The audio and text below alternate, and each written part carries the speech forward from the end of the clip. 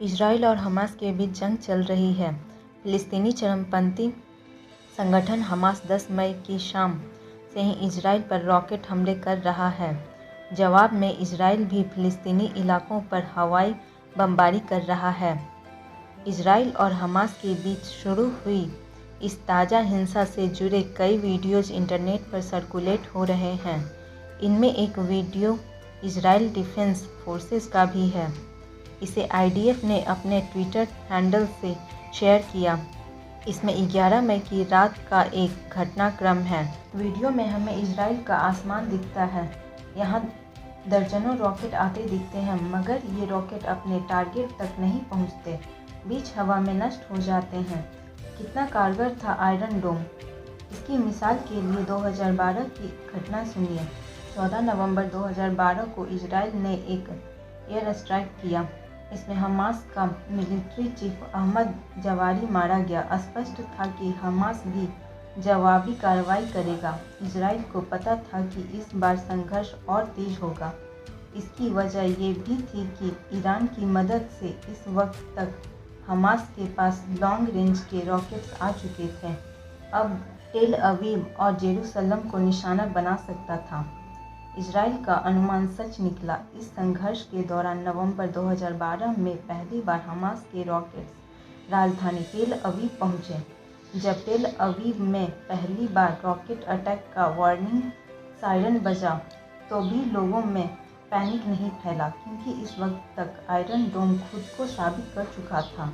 उसकी accuracy rate 80 से 90% के बीच थी। इसका मतलब था इजराइल को जान माल का कम से कम नुकसान। इसका मतलब ये भी था कि हमास के संसाधन बर्बाद हो चुके थे।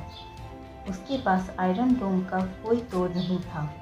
इसी वजह से जवारी की हत्या के एक हफ्ते बाद यानी 21 नवंबर 2012 को इजराइल और हमास के बीच सीज फायर हो गया। अगर पहले का वक्त होता तो संघर्ष तेज होने पर इजराइल को गाजा में अपने सैनिक तैनात करने पड़ते। हफ्तों तक हिंसा चलती रहती, मगर इस दफ़ा ऐसा नहीं हुआ। इजराइल ने इस सफलता का श्रेय दिया आयरन डोम को। जानकारों ने यह भी कहा कि अब फिलिस्तीनी चरमपंथी और इजराइल दोनों की फ्यूचर सैन्य रणनीति का सेंटरपीस होगा आयरन डोम। ऐसा ही हुआ भी। पिछले एक दशक में आयरन डोम इजराइल की डिफेंस स्ट्रेटजी का पोस्टर बॉय बना हुआ है। आयरन डोम कैसा काम करता है? ये डिफेंस सिस्टम कई बैटरी की बदौलत चल रहा है। यहाँ बैटरी का मतलब चार्ज होने वाली बैटरी बिल्कुल नहीं है।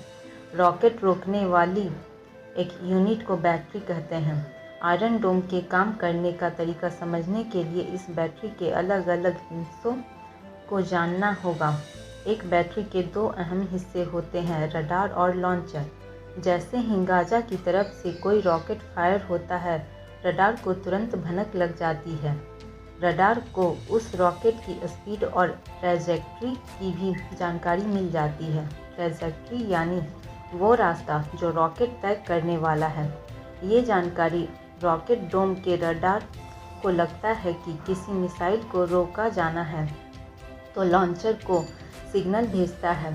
लॉन्चर में कई इंटरसेप्टर तैनात होते हैं। इंटरसेप्टर यानी वो मिसाइल जो हमला करने वाले रॉकेट को हवा में ख़त्म कर देगी। कंट्रोल सेंटर से सिग्नल मिलते ही तुरंत एक इंटरसेप्टर लॉन्च हो जाता है। इस इंटरसेप्टर को कंट्रोल सेंटर से लगातार गाइडेंस मिलता है और दुश्मन रॉकेट को हवा में ही ख़त्म कर देता है। आयरन डोम का परफॉर्मेंस कैसा है? कई जानकारों का कहना है कि आयरन डोम उतना प्रभावी नहीं जितना इजराइल दावा करता है। उनका कहना है कि शुरुआती दिनों के मुकाबले आयरन डोम की क्षमता घटी है। यह पहले से कम रॉकेट्स को नष्ट करता है।